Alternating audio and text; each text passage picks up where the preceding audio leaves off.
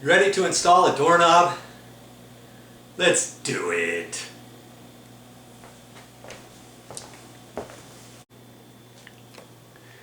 Does this door look familiar? Yes, this is the one I took the doorknob off last time, and I took one off here too. Well, I've already installed a new paddle. It's a lever handle. It's a privacy one because this is into a bedroom.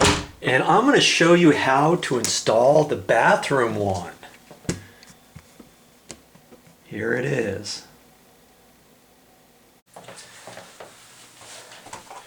If you've never installed a bathroom doorknob before, it's very simple. It's pretty easy. Okay, all I need is a Phillips screwdriver, and I got just a little one like this. That's all you need. And I'm going to put in a Schlage handle. It's called a paddle handle. See there?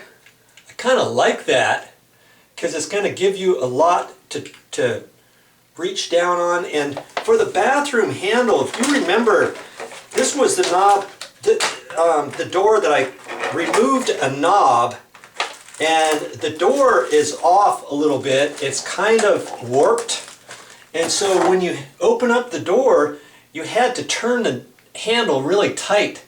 And if your hands are wet from getting out of the shower or just brushing your teeth or washing your hands, you've got a little bit of moisture on them, it was hard to turn the handle. So we've decided to put a paddle handle on there instead.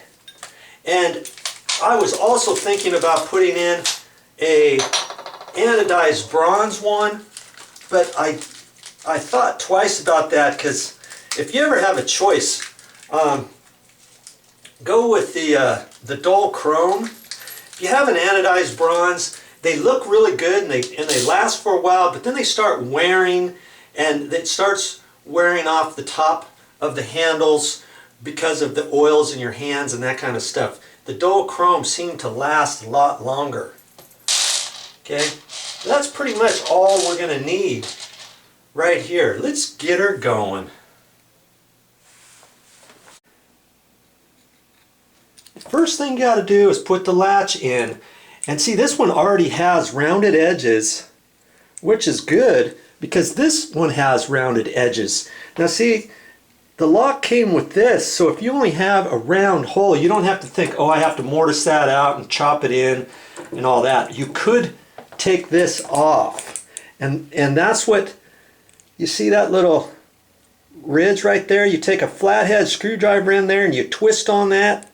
And then you flip this around and you twist right there, and this top piece pops off. Then you take this and you slip it over that, and it fits right in there and it kind of snaps on. Then you take that and then you tap it into the opening. Okay, but we're not going to have to do that. I like though that they give you that option. Now sometimes on this they might have a little plastic cover, and sometimes if you're not paying attention, you might screw it on there and leave that plastic cover on. I already pulled it off, but right here, it also goes right over the lettering. See that little piece I took off? Make sure you pull those off too, okay? Then you're going to slip that in there. Oh, and that fits really nice. Nice and flush. My pet peeve is making those nice and flush. Sometimes this might stick out a little bit or it might push in. If it sticks out a little bit, I would mortise that in with a little chisel. If it pushed in too far, I take a little piece of just the box. I just take a piece of the box here, cut off a little piece of cardboard, a little strip, fold it, fold it, fold it, fold it, put it in there, behind there, and then hold it tight and screw it in. If it's too far, then I take off a little piece of the cardboard, you know, just one wrap, and I make them flush. Okay, that's what I like to do. Okay, now I'm just going to screw that in. And I like to do this by hand because I don't want to strip that, and I want to make them just snug. Some people put those in with the battery operated drill, but you might have a tendency of over tightening that and maybe stripping the head off. or pushing it in too far. Okay, nice and flush. Everything works fine. Okay, ready for the next step. I'm going to back up just a minute. I took the latch out, and on some latches it's either going to be set up for 2 3/8 or 2 3/4. Now this one is already set for 2 3/8 or 2 3/4. You don't have to do anything. But on some other latches you might have to adjust something or do a pin and move this middle portion out or in. But see, we're going to fit it into that middle portion. But if it was 2 3/8, it would slide on that middle portion there. You know, the latch would go over here instead of there as it goes in. Okay? So just be aware of that when you get your handle. It should fit. One should do both 2 3/8 and 2 3/4 back set. Figure it out. If you have any questions, read the directions. Now there's really not much to it. Got the handle here, pull it apart, and the screws are going to fit to the inside, and you also know that is because that's where the push button is. See, that goes on the inside always, and the little hole is on the outside. Okay, and so here's the whole body, and so I'm going to just fit it in there.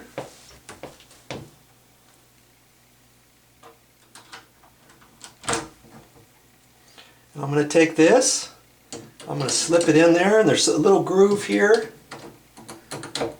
and I'm just going to slide it on there, and it should go on pretty easy. You see what I mean? Slip it in, slip this in there. That's about all there is to it. You've got 2 screws, and this one fits up pretty tight, and if you want you can pull it out like that, put the screw in so that you can see the threads on the inside just a little bit. And once you start screwing it in, you want it to go nice and easy. If it's going kind of hard, you don't want to think, okay, I'm going to ram it in there, because you might have cross-threaded it. That's another reason why I don't like using the drill for this, because I can't really feel it with my hand. You know, I'm going to hold that and see where I've got it. I think I'm good right there.